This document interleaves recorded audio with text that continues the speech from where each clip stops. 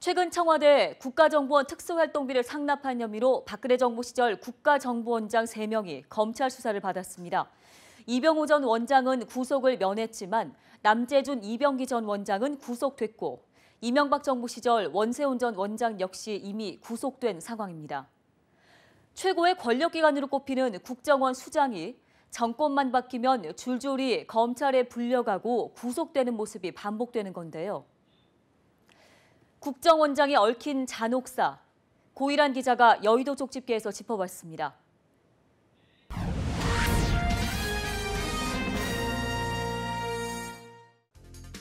국가정보원은 최고의 권력기관으로 불립니다. 이런 평가를 받는 이유는 업무의 특수성 때문입니다. 국정원의 다양한 업무 중에서도 정권의 안정적 유지와 운영은 가장 중요한 업무로 꼽힙니다. 이런 역할을 맡기 때문에 국정원이 막강한 권력을 행사할 수 있다는 겁니다.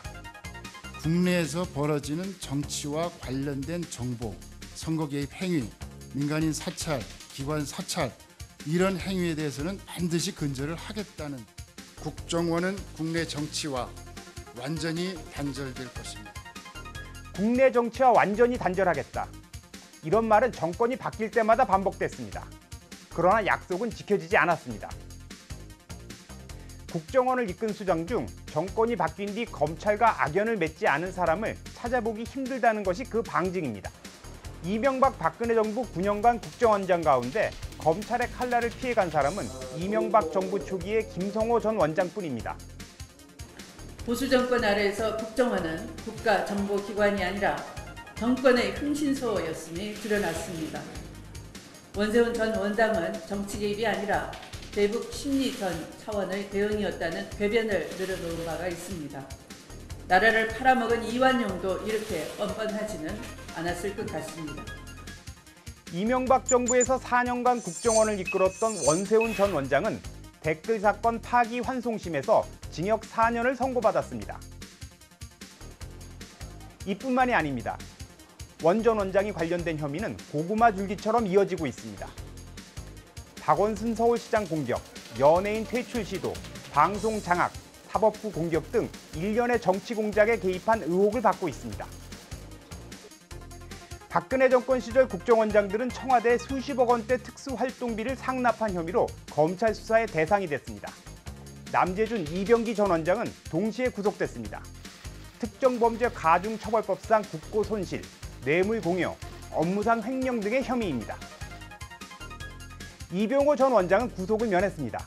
다만 이 전 원장은 박근혜 전 대통령으로부터 직접 상납 지시를 받았다고 진술한 것으로 알려졌습니다. 진실규명에 협조하는 듯한 태도를 보여 구속을 면했을 뿐 혐의에서 벗어난 것은 아니라는 지적입니다. MB 박근혜 정부 것만 채택한 것이 형평성에 문제 있다 해서 DJ 노무현 정부 시절에 조사 사안을 이미 우리가 제출했는데 물론 전직 국정원장들의 순환이 지난 9년에만 한정된 것은 아닙니다. 김대중 정부 시절 임동원 원장은 국정원의 햇볕 정책을 총지휘했습니다. 2000년 첫 남북 정상회담에 김대중 전 대통령을 수행해 북한을 방문하기도 했습니다. 그러나 퇴임 후인 2005년 국정원 불법 도청 사건으로 구속됐습니다. 국민의 정부 마지막 국정원장인 신건 전 원장도 이때 함께 구속됐다가 보석으로 석방됐습니다. 노무현 정부의 마지막 국정원장인 김만복 전 원장도 퇴임 후가 순탄치 않았습니다.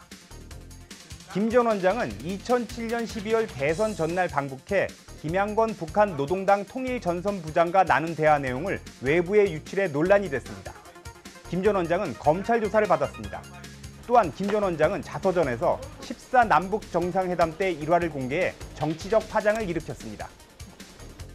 국정원의 전신인 중앙정보부, 국가안전기획부의 수장 역시 군부 독재 아래에서 막대한 권력을 휘두르다가 험한 말로를 맞는 경우가 많았습니다.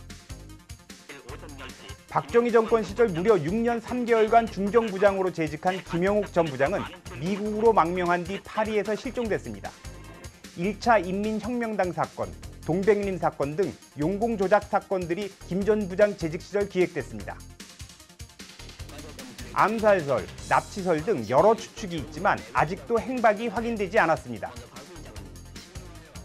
전두환 전 대통령의 신복인 장세동 전 안기부장은 50비리에 연루돼 구속됐습니다.